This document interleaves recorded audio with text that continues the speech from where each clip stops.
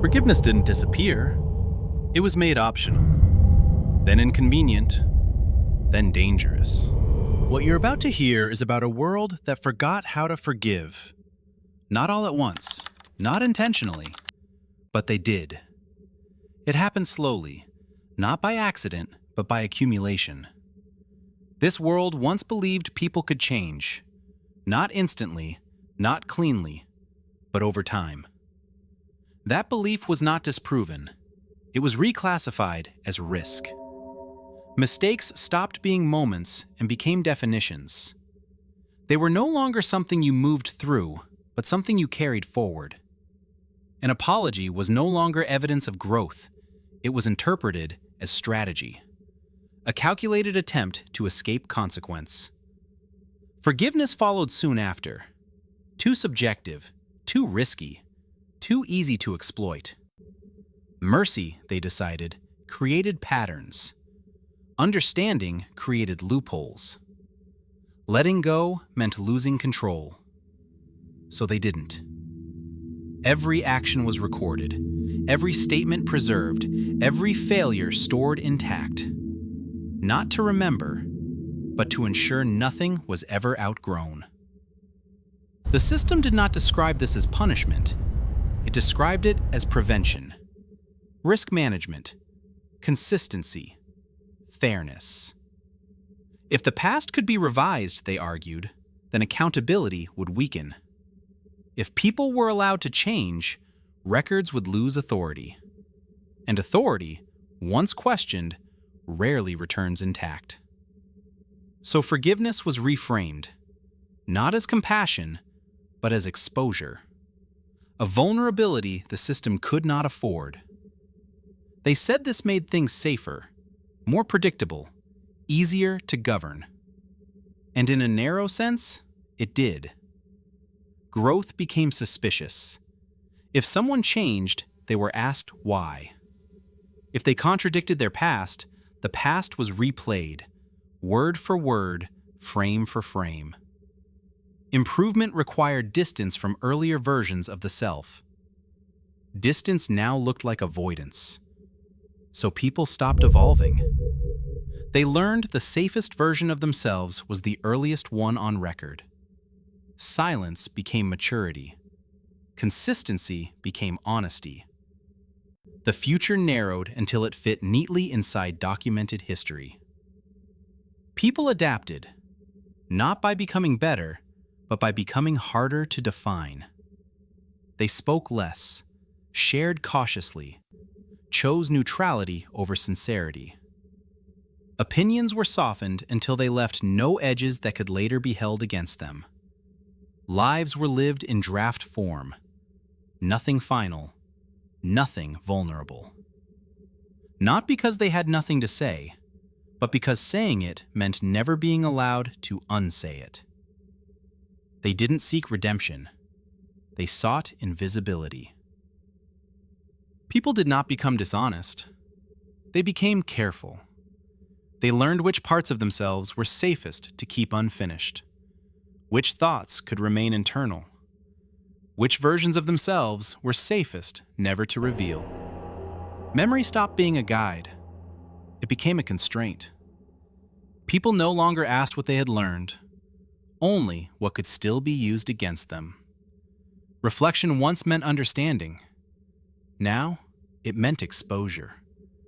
To look back was not to grow, but to audit oneself for liabilities. People learned to apologize without admitting fault, to speak regret without acknowledging change. Language adjusted first. Behavior followed. Eventually, even intention became irrelevant. Only permanence mattered. What you meant could not outweigh what you once were. Daily life continued. People worked, shopped, raised families. On the surface, nothing appeared broken, but every interaction carried weight. Every introduction required calculation.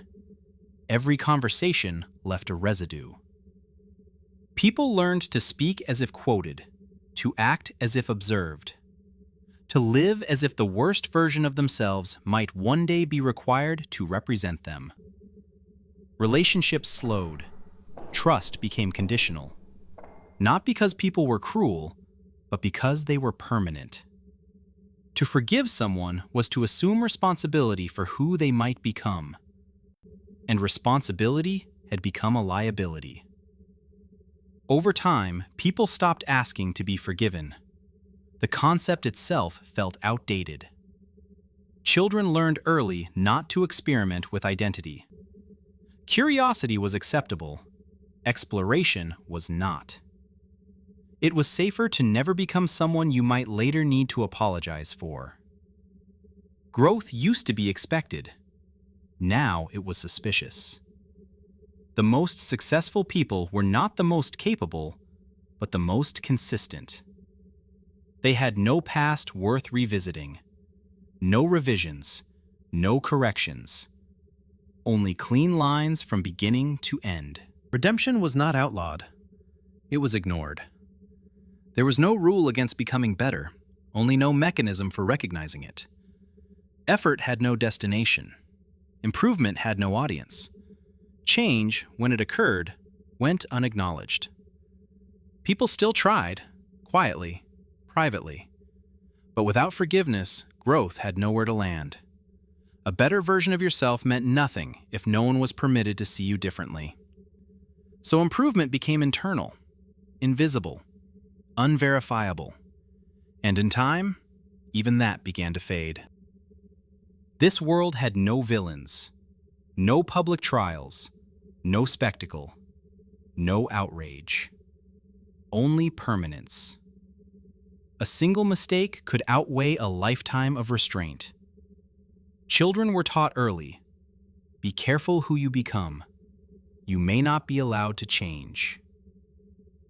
History no longer explained. It concluded. Eventually, the archivists noticed something missing. The records were flawless, but the people were unfinished. There were no arcs, no transformations, no returns. Only perfect continuity, from first error to final silence.